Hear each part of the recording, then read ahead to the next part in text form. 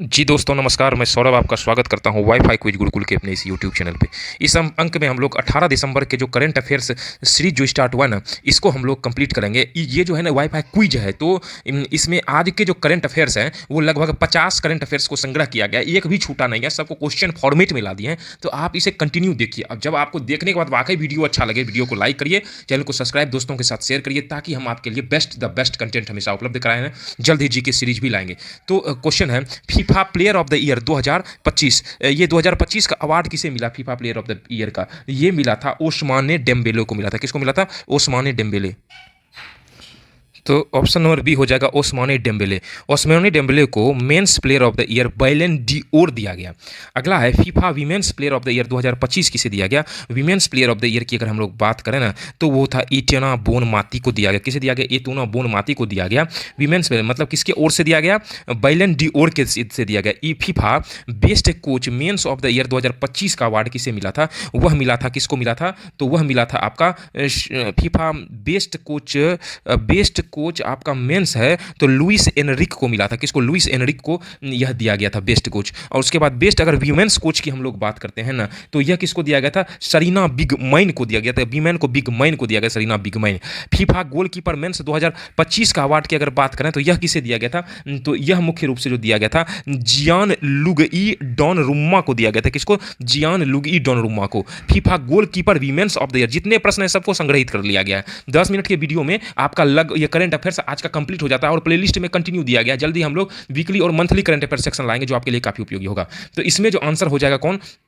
Goalkeeper women's of the year किसे दिया गया था? तो दिया गया था मैरी इयरप्स को। किसको? मैरी इयरप्स को दिया गया था गोलकीपर वीमेंस। अगला देखते हैं, फीफा कब स्थापित हुआ था? फीफा की स्थापना कब हुई थी? 1904 में फीफा को स्थापित किया गया था, 1904 में। और 1904 में इसकी स्थापना किया गया फीफा को। और अगर कहा जाए इसका मुख्यालय कहाँ है, तो ज्यूरिख स्विट्जरलैंड में है। फीफा अवार्ड कब से सालाना दिया गया? फीफा अवार्ड स्टार्टिंग कब से सालाना रूप से दिया गया? तो यह 2017 में सालाना रूप से इसे 2017 से शुरू किया गया है। और अगला क्वेश्चन है, फीफा के वर्तमान प्रेसिडेंट कौन है? फीफा के तो वर्तमान प्रेसिडेंट्स आपका कौन है? जियानी इन्फेंटिनो है। जियानी इन्फेंटिनो फीफा के वर्तमान में अध्यक्ष हैं। नरेंद्र मोदी को इथियोपिया का कौन सा सम्मान मिला? उन्हें ग्रेट ऑनर ऑफ निशान के सम्मान से नवाजा गया।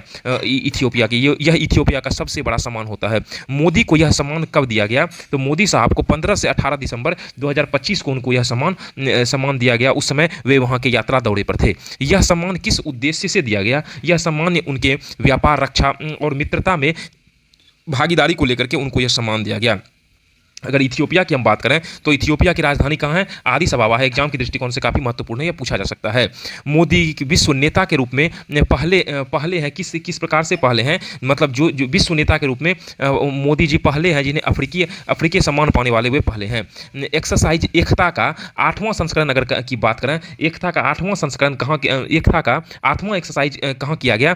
तो 8वां एक्सरसाइज जो है ना, यह 2025 में किया गया था। एक्सरसाइज एकता कहाँ आयोजित किया गया? यह क्वेश्चन काफी इंपॉर्टेंट है। यह एकता जो है मुख्य रूप से यह कहां पे? तो मालदीव में आयोजित किया गया था। मालदीव में, याद रखिएगा, 15 नवंबर से लेकर के 15 दिसंबर तक यह कंटिन्यू रहा। 15 नवंबर से 15 दिसंबर तक यह कंटिन्यू रहा। अगला देखते हैं, एक्सरसाइज एकता में भारतीय भागीदारी किसकी रही? अगर भारतीय भागीदारी की हम बात करें तो इसमें डिप्टी चीफ ऑफ नेवल तरुण सोपती साहब जो कि है डिप्टी चीफ ऑफ नेवल कौन है? तरुण सोपती साहब, इनकी भागीदारी रही। अगला प्रश्न देखते हैं, एक्सरसाइज एक्वाराइन का 14वां संस्करण कहां आयोजित किया गया? एक्वाराइन का 14वां संस्करण यह तिरुवनंतपुरम केरल में आयोजित किया गया। भारत और किसके बीच हुआ था? तो एक भारत और एवं प्लस मालदीव, भारत और मालदीव में, याद रखिएगा। अगला प्रश्न देखते हैं, चोला पास की ऊंचाई क्या है? चोला पास अगर इसकी ऊंचाई की बात करें तो 15,596 फीट इसकी ऊंचाई है, चोला पास। और यह कहाँ? सिक्किम को किससे जोड़ती है? यह सिक्किम को तिब्बत से जोड़ती है, याद रखिएगा, चोला पास। डोकलाम पास किसका ट्राई जंक्शन है? डोकलाम पास। अगर डोकलाम पास की हम लोग बात करते हैं तो यह भारत, भूटान और चीन का ट्राई जंक्शन का काम करता है।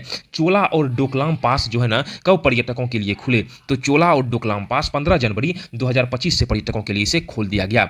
बैटल फील्ड इनिशिएटिव किसके तहत है? बैटल फील्ड इनिशिएटिव काफ़ी इंपॉर्टेंट ये सारे करंट अफेयर्स हैं और प्रतियोगी परीक्षाओं में अधिकतर प्रश्न आपको यहीं से देखने के लिए मिलेंगे। रक्षा मंत्रालय, भारतीय सेना एवं पर्यटन मंत्रालय के द्वारा यह संयुक्त पहल है। ग्लोबल लिबरेशन डे परेड कब मनाया जाता है? ग्लोबल लिबरेशन डे परेड तो यह जो है मुख्य रूप से कब मनाया जाता है? तो 19 दिसंबर को हर साल 19 दिसंबर को हर साल कब मनाया? 19 दिसंबर हर साल मनाया जाता है, हर साल मनाया जाता है 19 दिसंबर को। अगला देखते हैं, ऑपरेशन विजय कब हुआ? ऑपरेशन अगर हम लोग विजय की बात करते हैं तो ऑपरेशन विजय 1961 में किया गया था। यह क्या था?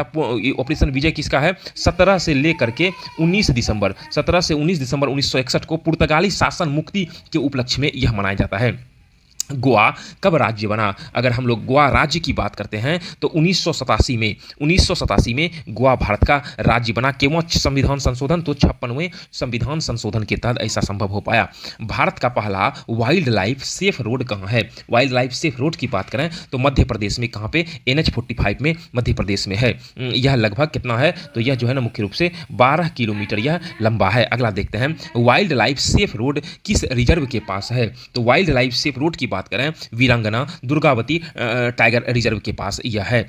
NHAI कब स्थापित किया गया? NHAI की बात करते हैं तो इसकी स्थापना कब किया गया था? 1995 में किया गया था। और इसका अगर हेड क्वार्टर की बात करते हैं, हेड क्वार्टर तो वह कहाँ है? तो वह दिल्ली में है, वह दिल्ली में है इसका हेड क्वार्टर। अगला देखते हैं, NHAI के चेयरमैन वर्तमान में कौन है? तो इसके वर्तमान में चेयरमैन कौन है? संतोष कुमार यादव है। वीडियो को लिखने की जरूरत नहीं है, क्वेश्चन को आप वीडियो को 2 3 4 बार देख लीजिए तो आपका यह कंप्लीट हो जाएगा। और 10 मिनट में लगभग 50 क्वेश्चन का एक भी प्रश्न छोड़ा नहीं गया, हर संभावित प्रश्न को संग्रहित किया गया, जो YouTube पे आपको लगभग नहीं के बराबर मिलेगा। टाइम लगता है इसको कंटेंट तैयार करने में, और इसको अगर तैयार कर लेते हैं तो परीक्षा में अधिकतर प्रश्न आपको यहीं से दिखाई देते हुए मिलेंगे। वीडियो अच्छा लगे वीडियो लाइक करिए, चैनल में सब्सक्राइब दोस्तों के साथ शेयर करिए, ताकि हम और टीम जो हमारी एक छोटी सी काम कर रही है आपके लिए कंटेंट हमेशा उपलब्ध कराते रहें। IPL इतिहास का सबसे महंगा विदेशी खिलाड़ी कौन बना? वह कैमरॉन ग्रीन बना। कैमरॉन ग्रीन साहब जो ऑस्ट्रेलिया के हैं, और इसको लगभग कितना? तो इसको 25.2 इसको कितना पे 25.2 करोड़ में इसे कलकत्ता नाइट राइडर्स के द्वारा खरीदा गया। कैमरॉन ग्रीन्स को किस टीम ने खरीदा? KKR ने खरीदा कैमरॉन ग्रीन्स को। IPL कब लॉन्च? IPL जो है ना पहला IPL कब से लॉन्च स्टार्ट हुआ था? तो 2008 से IPL लॉन्च हुआ था। और उस समय विजेता कौन थे? तो विजेता राजस्थान था। कौन था? तो विजेता राजस्थान था IPL में जिस समय लॉन्च हुआ था। IPL 2025 के विजेता कौन है? 2025 की अगर बात किया जाए तो कौन है?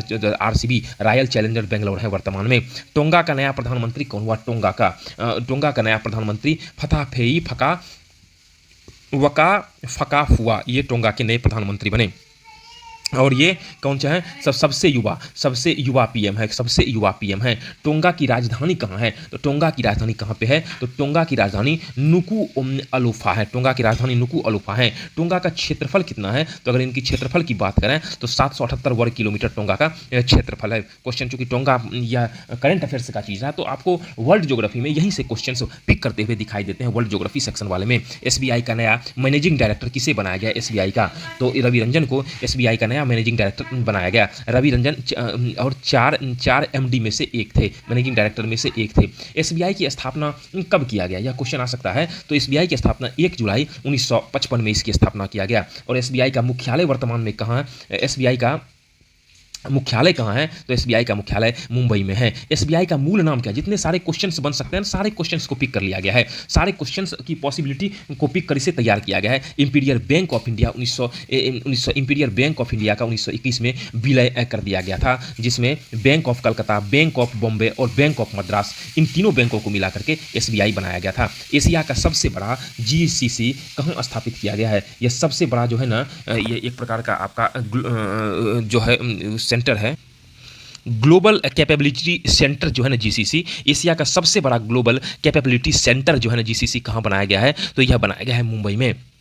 और GCC किसके द्वारा, ग्लोबल कैपेबिलिटी सेंटर किसके द्वारा तैयार किया गया है? तो JP मॉर्गन साहब के द्वारा इसको तैयार किया गया है। JP मॉर्गन कब स्थापित किए? यह JP मॉर्गन साहब की अगर हम बात करते हैं ना तो उन्होंने 2000 में इसकी स्थापना किया। ग्लोबल कैपेबिलिटी सेंटर का मुख्य लाभ क्या होगा? इसका मुख्य लाभ रोजगार, तकनीक ट्रांसफर और इंफ्रास्ट्रक्चर में काफ़ी ज़्यादा इससे हेल्प मिलने वाला है। हांगकांग को कौन सा पुरस्कार दिया गया? अगर हम लोग एक क्वेश्चन, और ग्लोबल हंगर इंडेक्स हांगकांग इस ग्लोबल हंगर इंडेक्स 2025 की रैंक क्या है, ग्लोबल हंगर इंडेक्स अगर इसकी बात करें तो इसमें रैंक, भारत की रैंक है 111वां स्थान इसे दिया गया है। ग्लोबल हांगकांग को कौन सा पुरस्कार मिला, तो हांगकांग को कौन सा पुरस्कार दिया गया था, तो साहित्य नोबेल साहित्य का नोबेल पुरस्कार से इन्हें सम्मानित किया गया। 51वें CGI chief justice of India 51वें वर्तमान में CGI कौन है, तो 51वें CGI वर्तमान में जस्टिस संजीव खन्ना, किसे बनाया गया, जस्टिस संजीव खन्ना को 51वें CGI बनाया गया है। यूनेस्को की नई डायरेक्टर जनरल कौन बनी, यूनेस्को की नई डायरेक्टर जनरल की अगर हम लोग बात करते हैं तो किसे बनाया गया था, डॉक्टर खालिद इनानी को, किसे बनाया, डॉक्टर खालिद इनानी को यूनेस्को का नया डायरेक्टर जनरल बनाया गया। ऑस्ट्रा हिंद क्या है, ऑस्ट्रा हिंद की अगर हम लोग बात करते हैं तो ऑस्ट्रा हिंद क्या है, एक प्रकार का यह सैन्य अभ्यास है। इंटरनेशनल माइग्रेंट डे कब मनाया जाता है, इंटरनेशनल माइग्रेंट डे तो हर साल 18 दिसंबर को इंटरनेशनल माइग्रेंट डे मनाया जाता है। इस प्रकार करंट अफेयर्स जो सीरीज में आज के करंट अफेयर्स को 18 दिसंबर मतलब आज के करंट अफेयर्स को कंप्लीट करा दिया गया है। ये हमारे वीडियो के प्लेलिस्ट में करंट अफेयर्स सीरीज करके उपलब्ध है, आप उन्हें देखिए, वीडियो आपको काफ़ी ज़्यादा इससे हेल्पफुल मिलेगा और परीक्षा में अधिक से अधिक प्रश्न यहीं से छपने की संभावना होगी। चलिए मिलते हैं अगले अंक में, तब तक के लिए धन्यवाद।